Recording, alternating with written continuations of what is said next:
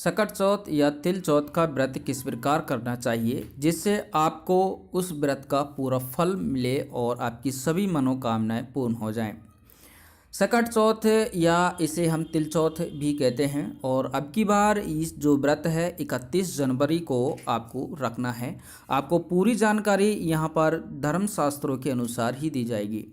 जिन नियम को आपको बताया जाएगा, जिन नियमों का यदि आप पालन करोगे तो आपकी सभी मनोकामनाएं 100% यानी कह सकते हैं अपन आपको व्रत का संपूर्ण फल प्राप्त होगा।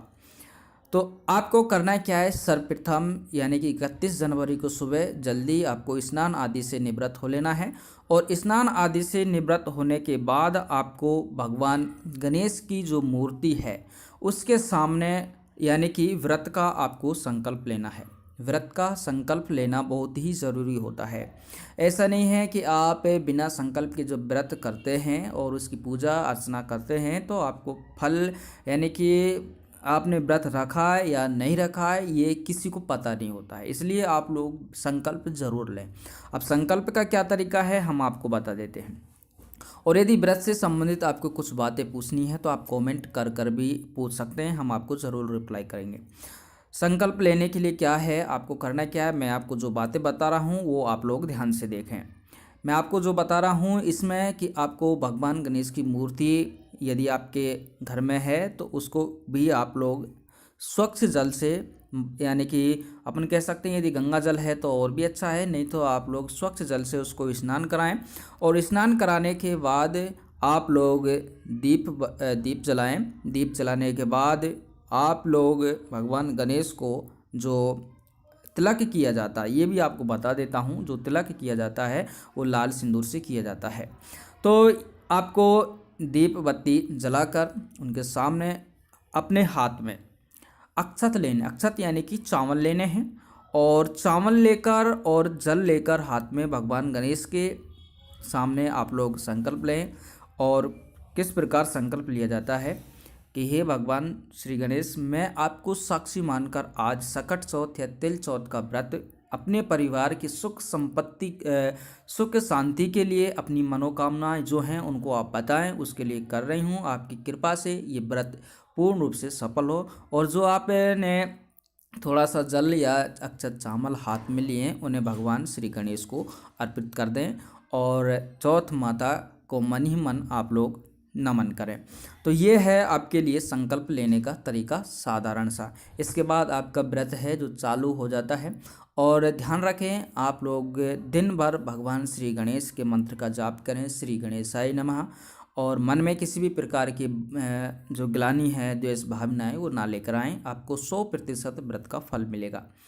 अब देखिए संध्या के समय यदि हम बात करें, आप लोग जब कथा सुनोगे तो कथा के समय भी भगवान श्री गणेश की मूर्ति को आपको स्नान आदि से निवृत्त कराकर लाल वस्त्र यानी कि जब आप चौकी बिछाते हैं तो उस पर लाल वस्त्र होना चाहिए और लाल वस्त्र पर भगवान गणेश की मूर्ति, चौथ माता की मूर्ति यदि हो तो आप चौथ माता की मूर्ति भी ले लें। वैसे व्रत के दौरान भगवान गणेश को ज़्यादा महत्व दिया जाता है, यानी कि जब आप व्रत की कथा सुनते हैं तब गणेश भगवान की पूजा ज़्यादा की जाती है। और इसके बाद चौथ माता की, तो आपको गणेश भगवान को लाल सिंदूर से सर्वप्रथम तिलक लगाना है। ध्यान रखना लाल सिंदूर से ही आपको तिलक लगाना है। इसके बाद आप भगवान गणेश को जो माला अर्पित करते हैं वो आपके लिए ध्यान रखना है, या तो आप भगवान गणेश को गुड़हल के फूल बहुत ही प्रसिद्ध है, या तो गुड़हल के फूल आप लोग उनको अर्पित करें और गुड़हल के नहीं मिला तो आप लोग गेंदा के फूलों से माला बनाकर और गेंदा के फूल भगवान गणेश को आप लोग अर्पित कर सकते हैं। ये होती है। इसके बाद आपकी चौकी है जो पूरी कंप्लीट हो जाती है भगवान गणेश को बिठाने के बाद। इसके बाद आप लोग आराम से कहानी सुने और कहानी सुनने के बाद भगवान गणेश को आप लोग अर्पण क्या क्या करें। तो भगवान गणेश का जब आप पूजा अर्चना करते हो तब आपको ध्यान रखना हरी हरी घास भगवान गणेश को बहुत ही अच्छी है और इसके अगर आप इसको भगवान गणेश को अर्पण करते हैं तो आपको फल बहुत ही जल्दी मिलता है।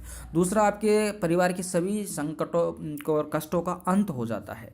इसके बाद आपको भगवान गणेश को यानी कि दुर्वा जिसको अपन घास कहते हैं ये अर्पण करें। और तिल के इस दिन, क्योंकि ये तिल चौथ इसीलिए कहते हैं कि इस दिन गुड़ और तिल से बने लड्डू हैं जो भगवान गणेश को और चौथ माता को भोग लगाया जाता है, तो ये आप लोग उन्हें ज़रूर अर्पण करें।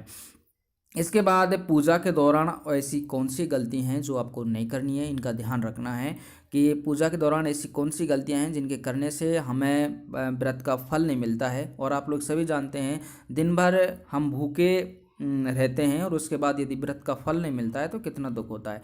इसलिए जो आपको विधि विधान बताया गया है वो आप लोग ज़रूर करें। आपको फिर से मैं बता रहा हूँ, यदि समझ नहीं आता सुबह स्नान आदि से निवृत्त हों, स्नान आदि से निवृत्त होकर भगवान गणेश की यदि मूर्ति आपके घर में है तो उसको भी स्वच्छ जल से स्नान कराएं। इसके बाद एक लाल वस्त्र चौकी लगाएं, उस पर लाल वस्त्र बिछाएं, उसके बाद भगवान गणेश को बैठाएं।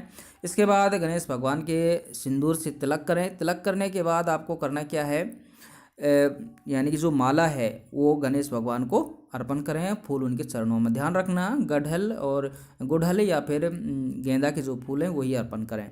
इसके बाद दीप जलाएं। दीप जलाने के बाद आप लोग अपने हाथ में चाहे तो आप पहले गणेश भगवान की आरती कर दें। आरती करने के बाद उनके समक्ष संकल्प, जैसा कि आपको बताया था उस प्रकार संकल्प लें। संकल्प लेने के बाद आपका व्रत चालू हो जाता है और दिन भर आप श्री गणेशाय नमः मंत्र का जाप करें और मन ही मन में चौथ माता को भी प्रणाम करते रहें। इससे आपको एनर्जी मिलेगी, ठीक है।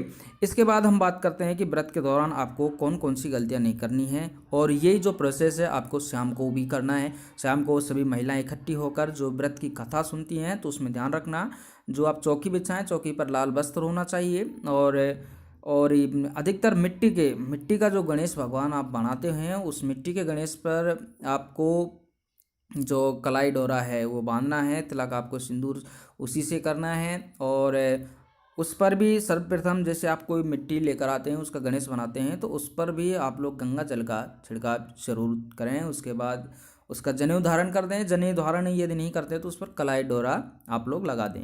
कलाई डोरे के बाद, ठीक है। तो दोस्तों ये आपकी जो जानकारी दी जा रही है ये शास्त्रों के अनुसार इस प्रकार आपको पूजा अर्चना करनी है।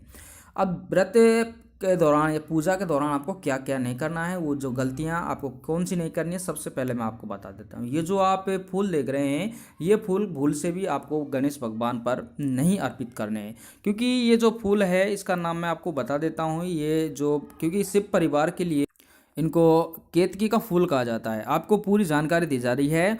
और व्रत से संबंधित कोई भी यदि आपको जानकारी लेनी है तो आप कमेंट बॉक्स से में कमेंट जरूर करें। और हाँ, कमेंट बॉक्स को वैसे भी खाली ना छोड़ें। यदि आपको सब कुछ समझ आ रहा है तो कमेंट बॉक्स में श्री गणेशाय नमः जरूर लिखें, आपकी सभी मनोकामनाएं पूर्ण होंगी। ये जो फूल आप देख रहे हैं ये केतकी के फूल हैं और इनको भी कभी भी, क्योंकि इनका शिव परिवार से बहुत पुराना कह सकते हैं, एक तरह से दुश्मनी कह सकते हैं, इसलिए केतकी के फूल भगवान ना तो शिव को चढ़ाए जाते हैं और ना ही गणेश भगवान को चढ़ाए जाते हैं। ये आप लोग ध्यान रखना, वरना आपके व्रत का फल आपको नहीं मिल पाएगा। तो ये आप ध्यान रखना, ये केतकी के फूल। उसके बाद कहा जाता है धर्मशास्त्रों में कि भगवान गणेश को तुलसी की पत्ते भी अर्पण नहीं करना चाहिए। कुछ से लोग जल के लोटे में तुलसी का पत्ता लेकर जाते हैं जो कि बहुत ही गलत है, ये आपको नहीं करना है। गणेश भगवान को तुलसी के पत्ते बिल्कुल भी पसंद नहीं है। और आपको अगर आपके जैसे उदाहरण के तौर पर यदि हम आपको समझाएं, आपको आपकी पसंदीदा चीज़ नहीं दी जाती है तो आपको कितना दुख होता है, तो आप लोग समझ सकते हैं क्योंकि आप लोग व्रत कर रहे हैं। इसके बाद मैं आपको कुछ बातें बता रहा हूं कि खाने में आप लोग इस जो फल को आपको दिखाया जा रहा है, सब्जी बोल सकते हैं इसको, कि आप लोग खाने में मूली यानी कि जो जड़ सहित भोजन होता है अधिकतर उसमें मूली बताई जाती है। कि धर्मशास्त्रों में कहा जाता है कि तिल चौथ के दिन और सकट चौथ के दिन मूली का सेवन बिल्कुल भी नहीं करना चाहिए। और ये आपको बता रहा हूँ कि आपको चंद्र दर्शन के बाद ही यदि आप लोग फलाहार ग्रहण कर सकते हैं। और ये आपको ध्यान देना है कि चंद्र दर्शन से पहले आपको कुछ भी नहीं खाना है, इस पर आप लोग विशेष और ध्यान देना है। तो कोशिश करता हूँ आपको पूरी जानकारी है जो समझ आई होगी इस वीडियो के अंदर कि आपको किस किस प्रकार पूजा अर्चना करनी है, सुबह क्या करना है, सबसे पहले आपको क्या करना है, सारी जानकारी आपको इस वीडियो के अंदर बताई गई है। आप यानी कि हम ये कोशिश करते हैं कि आपका व्रत पूरी तरह सफल हो और आपकी सभी मनोकामनाएं पूर्ण हो।